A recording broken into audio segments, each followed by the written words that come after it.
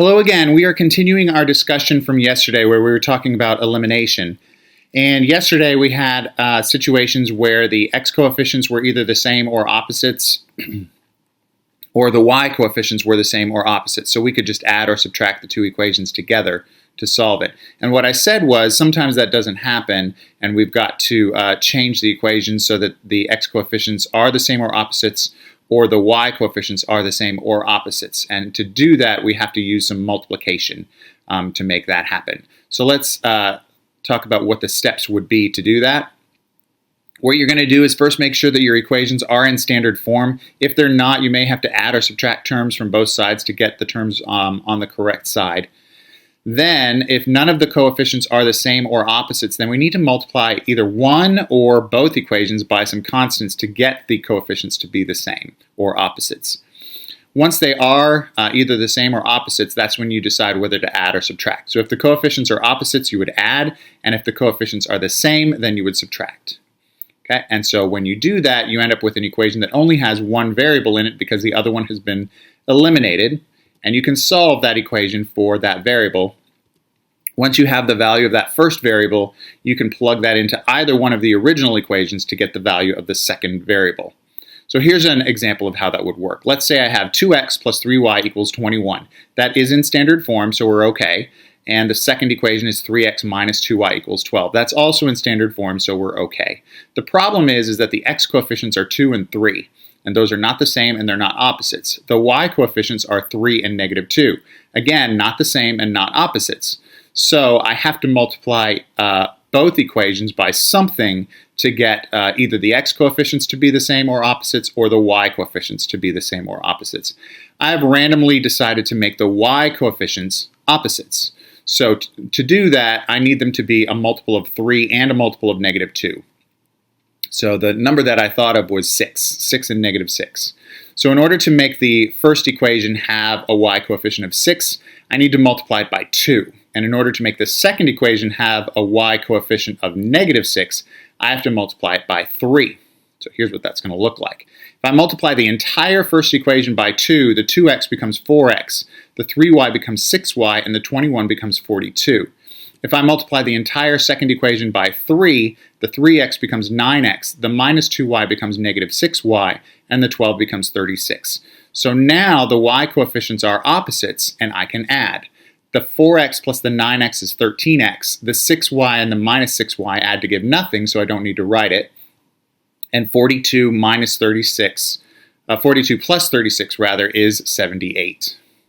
So now I have an equation in one variable, and I can solve it by dividing both sides by 13.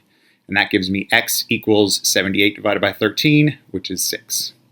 Now that I know that x is equal to 6, I can go back to either one of the original equations and replace every x with the number 6. So for the first equation, instead of writing 2x plus 3y equals 21, I can write 2 times 6 plus 3y equals 21.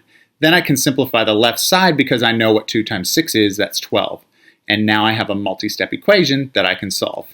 Add negative 12 to both sides, and that means that 3y will equal 21 minus 12, which is 9.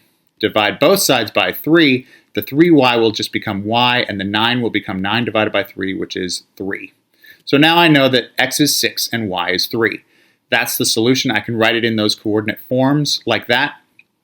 And what that means is that's the only x and y that I can plug into both equations, replace every x with 6, replace every y with 3, and that's the only x and y that would create two true statements once I plug it into both equations.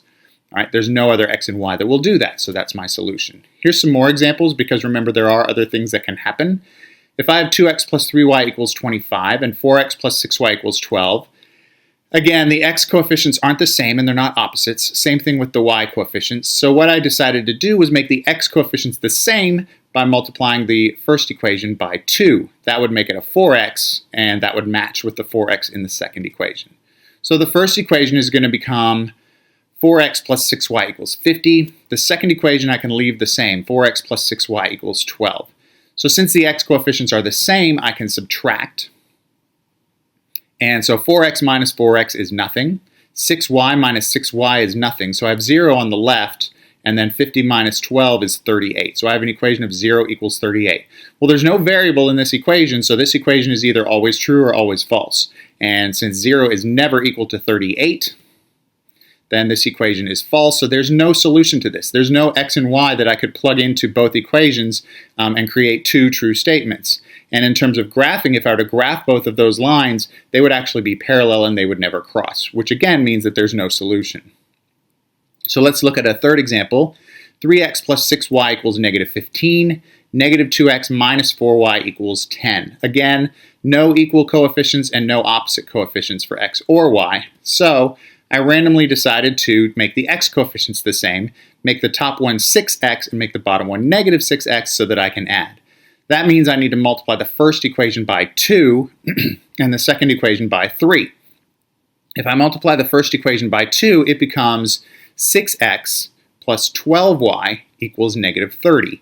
And if I multiply the second equation by 3, it becomes negative 6x minus 12y equals positive 30. And now I can add because the x coefficients are opposites. Well, if I add 6x and negative 6x, that's nothing.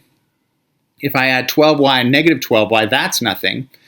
So I have nothing on the left. And then if I add negative 30 and positive 30, that's also nothing, so I have 0 on the right. So I have an equation with no variable, and this equation is always true. 0 is always equal to 0. So that means that there are infinitely many solutions. And in terms of graphing, these two lines would overlap each other everywhere. It would be the same line. So every x and every y that would work for the first equation would also work for the second equation. Okay, here's a real-world example. I have a coffee shop called Buck Stars, and I know that if I buy 2 large coffees and 5 small coffees, that would cost $20. And I know that the cost of 6 large coffees is $15 more than the cost of 3 small coffees. So how much does each size cost? Well, the first sentence tells me that 2 large plus 5 small is 20, and the second sentence tells me that 6 large minus 3 small is 15. So if I look at this situation, the L coefficients aren't the same or opposites. Same thing with the S's. So to make them the same, I'm going to multiply the first equation by 3, and I'm going to leave the second equation alone. So the first equation will become 6L plus 15S is 60, and the second equation will be 6L minus 3S is 15. That stays the same as it was before. So now I can subtract the equations. 6L minus 6L is nothing, and 15S minus negative 3S is 18S, and 60 minus 15 is 45. If I divide both sides by 15, I get S is 250. Now I know that a small coffee costs $2.50. So I can replace that S with 250 in either equation. So 2L plus 5S equals 20 becomes 2L plus 5 times 250 equals 20. And if I simplify the left side, it becomes 2L plus 1250 equals 20. Now it's a multi-step equation. I can add negative 1250 to both sides so that 2L is 750 and divide both sides by 2 so that I now know that a large coffee is $3.75. So what that means is a large costs $3.75 and a small costs $2.50. All right. So that is the end of elimination. We have more to discuss, but if you have any questions, please let me know, and I will see you tomorrow.